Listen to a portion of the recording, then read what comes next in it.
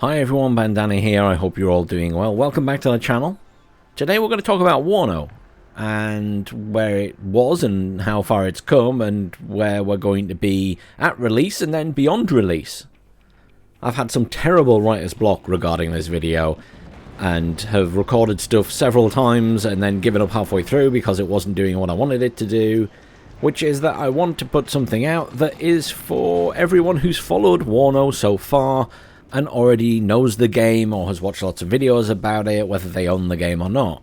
Because I will do a review, and they're always kind of aimed more at new people just picking up the game than they are at very experienced players, I suppose. And I don't just want to reiterate what I said in January when I did my 2 years of early access video. As much as the information in there is interesting and, historically relevant, it's no good making the same video again. That said, let's have a little bit of history, shall we?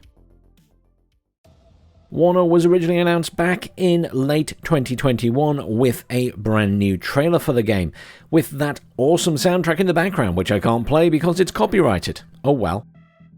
Then in early 2022, 20th of January to be exact, the game was released into early access with a smattering of divisions and multiplayer-only content, other than obviously a little bit of skirmish on the side.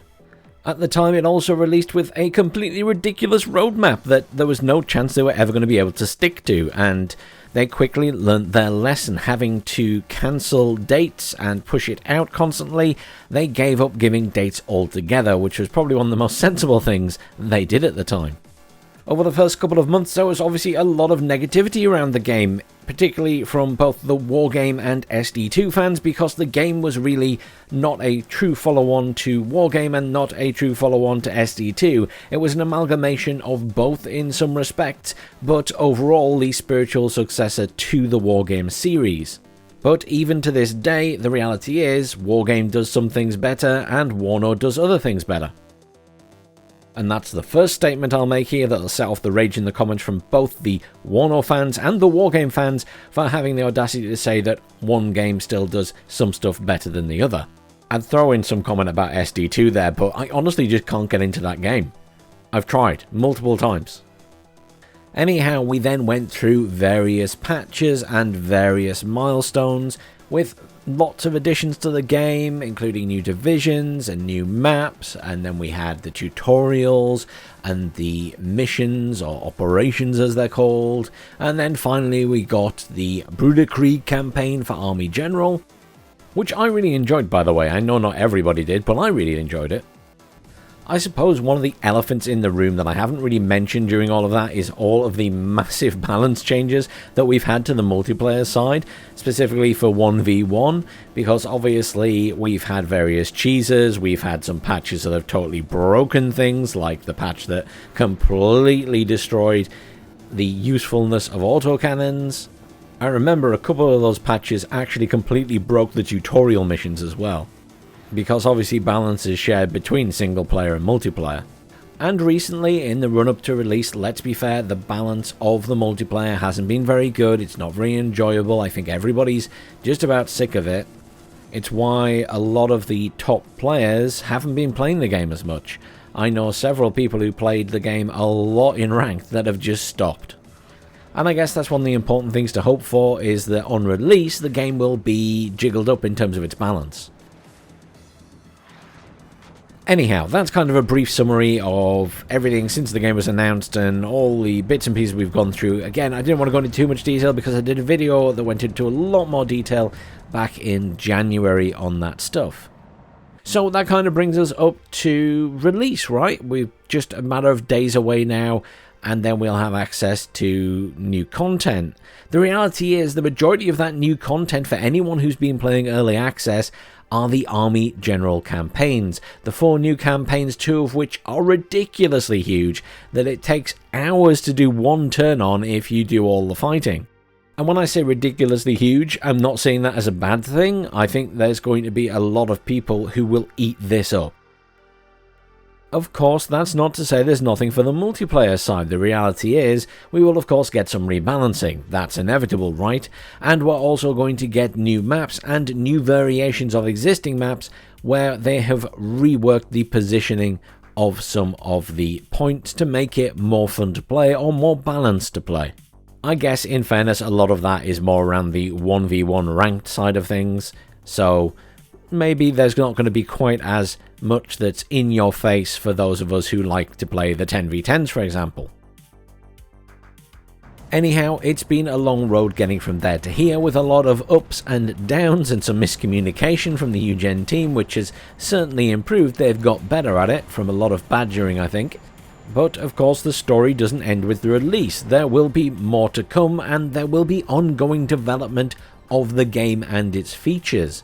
For example, they're going to assess what they can do about matchmaking for things other than ranked 1v1, which would be a welcome addition to the game. And Grand Strategy, you'll be pleased to know, has also confirmed that they will be looking at how they fix the whole sound exploit / bug where you can listen to the enemy's units. Unfortunately, due to it being a complex issue, it won't be fixed till after the launch of the game. Not to mention, of course, the ongoing development of the map editor and the tools that will allow you to bring in new units. That is an ongoing project, no timescale at the moment. And beyond things like that, where they're adding new features, there's obviously the plans for DLC, and not just the upcoming North Egg and South Egg expansions and the Nemesis DLCs, which will include new divisions. They also have plans beyond that to use WARNO as a platform to add other expansions, nations from other parts of the world, when it seems fit to bring those in. So, much like Steel Division 2, WARNO will be a multi-year project with plans to add multiple layers of DLC on top of the game. Obviously, some of that is going to be paid, like the North Egg and South Egg and the Nemesis stuff.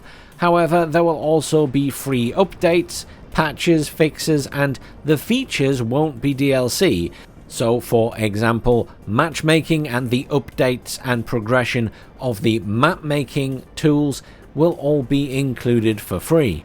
I don't know about everyone else, but one of the most exciting things in my opinion, and in fairness, Grand Strategy said the same, he's really excited to see what the community make with the map editor, with the ability to bring in units eventually, which will come later, and obviously the ability to make your own army general campaigns.